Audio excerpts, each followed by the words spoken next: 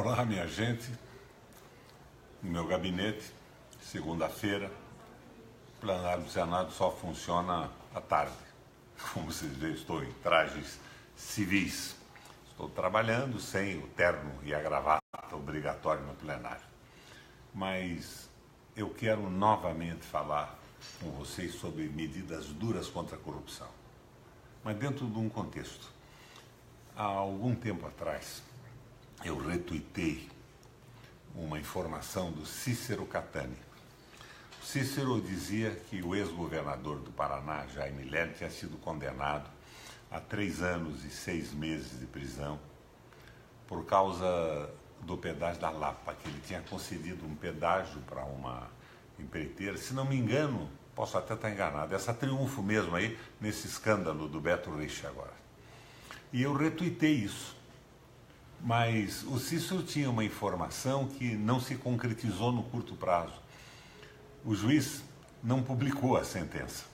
Eu fui processado pelos advogados do Lerner e condenado. Condenado em primeira instância e em segunda instância, embora eu tivesse retuitado uma notícia que estava circulando na internet. Os juízes foram muito duros comigo, eles são duríssimos, né? Eles são contra os fakes. Agora, até no Supremo, o Luiz Fux diz que qualquer notícia errada será punida com energia. Em determinado momento, sacaram da conta da minha mulher, uma conta conjunta que eu tenho com ela, a poupança dela, sacaram 150 mil reais. Poupança de uma vida. Eu e a minha mulher temos bem mais de 70 anos de idade. Mas, logo depois, o juiz publica a sentença. Não eram 3 anos e 6 meses, eram 3 anos e 8 meses de cadeia. E o Tribunal Regional em Porto Alegre confirma a sentença. O ex-governador só não está preso porque prescreveu em concreto. Ele tem mais de 80 anos, ou quase 80 anos, e a sentença em concreto, embora a condenação tenha existido, ela prescreveu. Condenado, não cumpriu pena, mas recebeu ainda da minha poupança esse dinheiro que foi sequestrado da minha conta e da minha mulher. Justiça dura, juízes extraordinariamente firmes. Mas não é só isso que me escandaliza. Perdi um dinheiro importantíssimo para mim, para a minha vida, para o período em que eu não tiver mais salário, que eu resolver parar um pouco, descansar um pouco. Era a economia de uma vida. Me tomaram direto na conta. Mas o pedágio pelo qual foi condenado o ex-governador continua aberto. Continua aberto. E eles agora, os juízes e promotores, alguns, não todos, tem gente muito lúcida e muito inteligente na magistratura e no Ministério Público. Não tenho dúvida disso. Mas alguns, os mais ousados, esses verdadeiros savonarolas, os campeões da moralidade, eles estão insistindo agora naquela história das 10 medidas contra a corrupção, que na verdade é uma ditadura de juízes. A essência disso tudo é que eles querem a hermenêutica livre, a interpretação livre da lei. Se a lei diz que é preto, eles podem achar que é azul, cor-de-rosa, lilás ou branco. Eles não respeitam a lei. Eles querem julgar por indícios, sem prova, sem a prova material, e querem julgar conforme a sua inclinação ideológica, filosófica e política. Isso é muito ruim. É uma ditadura que se estabelece por um sujeito que na juventude, como eu, como vocês que estão me ouvindo, pode ter lido umas apostilas e feito concurso para juiz e promotor.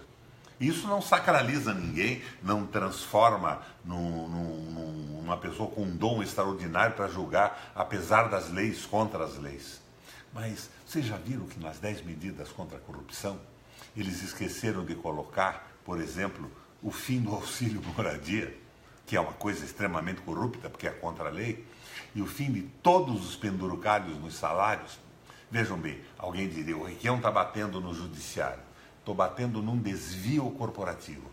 Eu tenho certeza que a maioria absoluta dos juízes não concorda com essas coisas.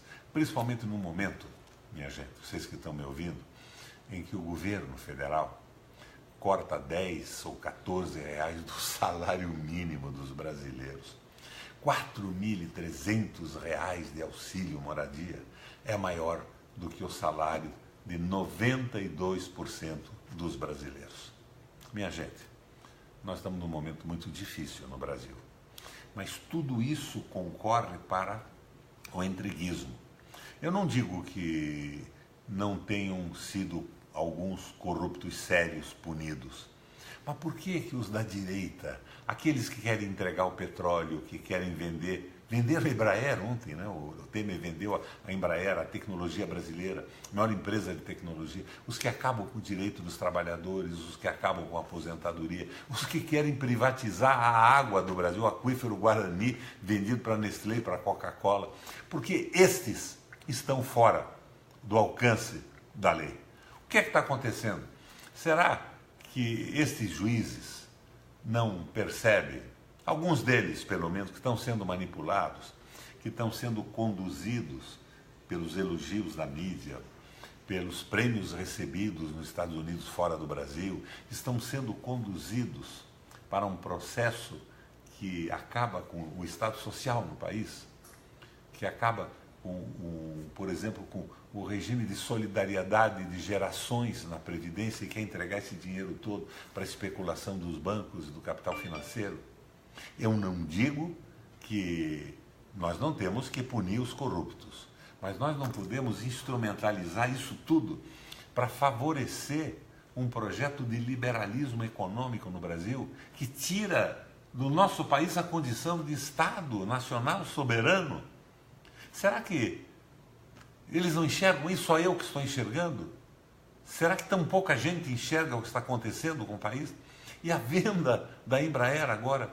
Eu viajei como senador por muitos lugares do mundo e de repente eu tinha um orgulho. No leste europeu ia tomar um avião, era um avião da Embraer fabricado no Brasil. Agora vai ser um avião da Boeing.